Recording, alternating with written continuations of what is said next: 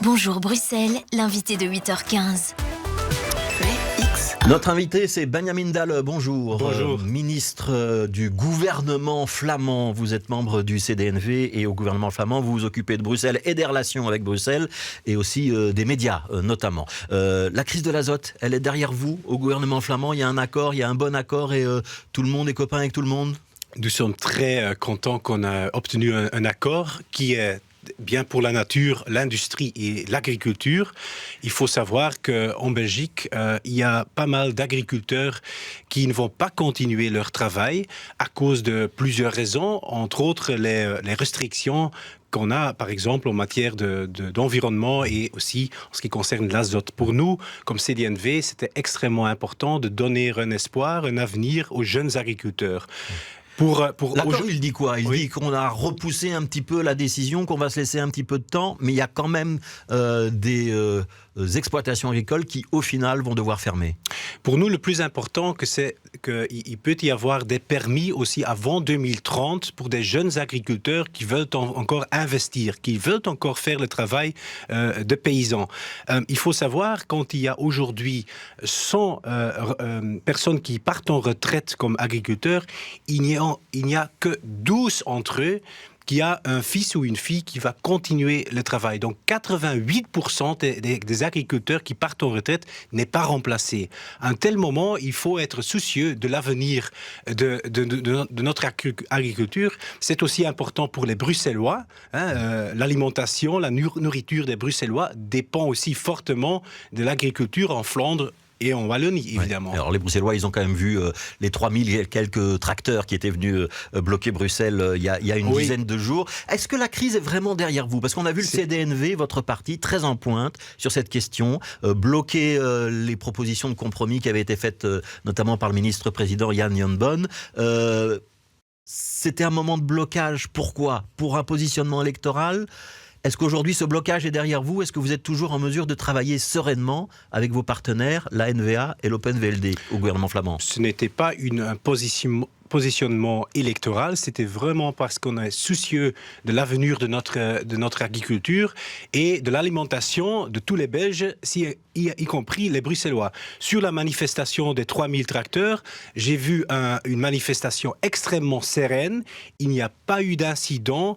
J'ai vu tweeter un ministre bruxellois qui disait « Aujourd'hui, je ne souhaite plus être la capitale de la Flandre. Je suis désolé. » Bruxelles dépend aussi de l'agriculture flamande. Donc, c'est très important pour les Bruxellois. Et en effet, la crise est derrière nous. Et évidemment, il faudra implémenter, il faudra exécuter l'accord.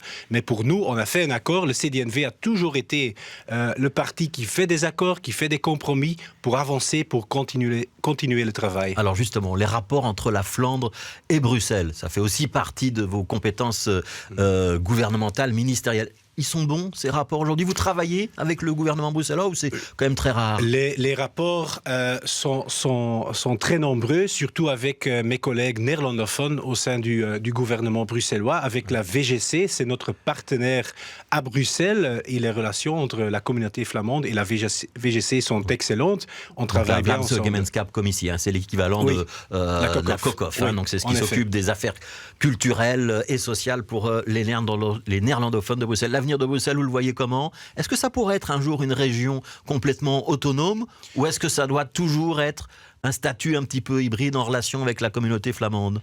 Ça sera toujours un statut spécifique, comme c'est le cas aujourd'hui. Ouais. On parle souvent d'une région à part entière. Aujourd'hui, déjà, c'est une région avec plus de compétences que les autres régions. Par exemple, en matière de sécurité. Ouais. Mais sur la culture, sur un certain nombre de dossiers, on dépend de ce qui se décide dans les communautés. Pour le CD&V, c'est extrêmement important qu'on peut continuer le travail d'investissement à Bruxelles, dans les écoles, dans les crèches, dans la culture, dans le bien-être des Bruxellois. Donc pas des écoles bilingues à Bruxelles qui seraient gérées par la région ? Je pense que c'est pas un avantage que ça serait géré par la région. J'ai aussi constaté que la plupart des politiques francophones de Bruxelles disent qu'il faut un lien entre la Wallonie et Bruxelles. Pour nous aussi, c'est important. Pourquoi ? La Flandre investit chaque année plus qu'1 milliard d'euros à Bruxelles. C'est au profit des Bruxellois. Nous, on veut travailler pour les Bruxellois et on le fait ensemble avec la communauté flamande. Il pourrait y avoir une réforme de l'État en 2024 et il faudrait changer quelque chose sur l'organisation politique de Bruxelles ou pas ? Certainement, il faut harmoniser, il faut moins de structures. Aujourd'hui, on a 19 communes, on a 19 CPAS, on a 6 zones de police, on a la COCOM, on a la région. Fusionner des communes et des zones de police, ça reste dans vos objectifs. Il faut certainement le faire et il faut aussi, je pense aussi, moins de structures bruxelloises. Par exemple, avoir une COCOM et une région, ça ne sert à rien. Alors, on parle un petit peu de la politique du gouvernement bruxellois. Vous n'êtes pas membre de ce gouvernement bruxellois, mais vous avez quel regard sur tous les dossiers? On a évoqué Smart Move dans le journal, on a la politique de l'emploi, on a l'environnement. Il travaille bien ce gouvernement bruxellois. Je rappelle, le CDNV dans l'opposition à Bruxelles. Je trouve que le gouvernement bruxellois n'est pas au niveau, n'est pas à l'auteur des Bruxellois. Moi, je suis aussi ministre de la Jeunesse et pour moi, 2023 devait être l'année des jeunes de Bruxelles. Et moi, je souhaite surtout qu'on peut donner une perspective, un futur aux jeunes bruxellois. Et là, quand je constate ce que fait le gouvernement de Bruxelles-Capitale sur, par exemple, l'emploi ou la lutte contre la pauvreté des jeunes bruxellois, ce n'est pas au niveau qu'on souhaiterait. Ça veut dire quoi? Il devrait investir plus? Il devrait changer les mécanismes de formation et d'accès à l'emploi? La politique de l'emploi devrait être la priorité numéro 1 pour la région. Ce n'est pas du tout le cas. Quand je constate qu'il y a encore plus que 87 000 chômeurs à Bruxelles, un Bruxellois sur 4 qui ne travaille pas, beaucoup de jeunes qui ne travaillent pas, à un moment où le pays n'a pas suffisamment de candidats pour les vacatures, où la manque de personnel est le plus grand problème économique de la Belgique, ça ne va pas. Et là, je constate qu'il n'y a pas du tout un sense of urgency au gouvernement bruxellois. Oui, pourtant, il y a des accords entre Acteris et le VDAB. On essaye de s'échanger les offres d'emploi et d'inciter les demandeurs à aller dans les autres régions. Ça va dans le bon sens? Les deux ministres de l'Emploi, mon collègue Bruns et le ministre Claire Failly, font un bon travail sur cela, mais je constate que pour le gouvernement Vervoort, ce n'est pas du tout une priorité. C'est faux, il faut donner un espoir, une perspective aux jeunes de Bruxelles. Ouais. 2024, vous serez candidat où, Benjamin Dalle? Vous serez candidat aux législatives, vous serez candidat au régional à Bruxelles, on peut savoir? Les listes électorales seront déterminées dans quelques mois, peut-être fin de l'année. Je ne peux pas encore le dire, mais je peux vous rassurer sur un point. Je serai là pour tous les Bruxellois et je serai candidat pour les élections à Bruxelles. Oui. Est-ce que le CDNV a vocation à rentrer dans un gouvernement bruxellois? Est-ce que ça fait encore partie de vos objectifs ou pas? D'abord, il faut convaincre les électeurs. À ce moment, on a un représentant au Parlement bruxellois, c'est Bianca de Baets. Évidemment, c'est pas beaucoup. Il faut convaincre plus de Bruxellois, c'est clair. Est-ce que vous allez réussir à le faire? Et je vous pose cette question parce que les sondages ne sont pas très bons pour le CDNV. Vous avez un nouveau président qui est un Bruxellois d'origine. Il a grandi à Molenbeek, c'est Sami Madi. Mais ça patine dans les sondages. Vous allez remonter la pente ou pas? Pour nous, le CDNV, pour moi, c'est un parti qui est la solution idéale dans les grandes villes et surtout à Bruxelles. Oui, pourquoi? Parce que pour nous, ce qui est central, c'est le respect de la société civile, c'est le respect de tous les Bruxellois qui travaillent dans les quartiers, qui travaillent dans les ASBL, qui font des entreprises, qui Vous faites ça mieux que les autres? Je pense que pour nous, ça fait partie de notre ADN. Pour les autres, par exemple, les socialistes, ce sont les étatistes bruxellois.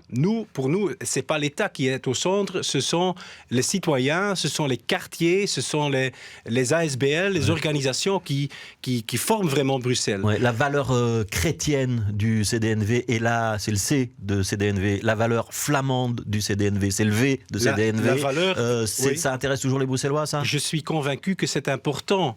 La religion, la spiritualité, ce sont des valeurs qui, pour beaucoup de Bruxellois, sont importantes. Il y a de moins en moins de chrétiens pratiquants à Bruxelles. Pour nous ne sommes pas un parti chrétien. Nous sommes un parti chrétien-démocrate qui respecte toutes les religions, toutes les confessions. Par exemple, notre président de parti, Sami Madi, il se dit agnoste. Chez nous, tout le monde est le bienvenu. Mais pour nous, la religion a aussi une place dans la ville. Ça, c'est important. Et ça, je ne vois pas chez les autres partis. Vous n'êtes pas un parti très flamand, malgré tout, le CDNV? On est modéré, on est fédéraliste. Parce qu'à l'Open VLD, on voit bien, par exemple, qu'il y a une branche Open VLD bruxelloise, qui ne dit pas toujours la même chose que l'Open VLD national ou l'Open VLD flamand. C'est pas tout à fait le cas chez vous aussi? Moi, je suis bruxellois. J'habite ici à côté à Laken. Donc, nous, on travaille pour les Bruxellois. Une dernière question. Vous avez subsidié la production d'un film. Ça s'appelle Bruxelles et la Flandre, une histoire de migrants. C'est en train d'être diffusé dans les écoles, notamment dans le réseau néerlandophone. Il raconte quoi ce film et pourquoi c'était important que cette histoire soit connue des écoliers? C'est un film qui parle des familles flamandes qui sont venues à Bruxelles pour trouver une meilleure vie, quoi. Et ce sont des belles histoires de migration interne en Belgique qui mettent aussi en perspective la migration actuelle et la crise migratoire actuelle. C'est à la fin du 19e, au début du 20e siècle que ça s'est passé. Il y a aussi des histoires d'après, et ça montre surtout que Bruxelles a une grande attractivité pour tout le monde, en fait, mais surtout aussi en Flandre. Merci, Benjamin Dalle. Merci d'avoir été notre invité, donc ministre, membre du gouvernement flamand, en charge des relations avec Bruxelles, en charge de la jeunesse, en charge également des médias. Merci d'avoir été avec nous. Après la pause publicitaire, ce sera votre choix musical. Angèle, Bruxelles, je t'aime. Très bien. C'est le message que vous voulez nous donner? Tout à fait. Merci, Benjamin Dalle.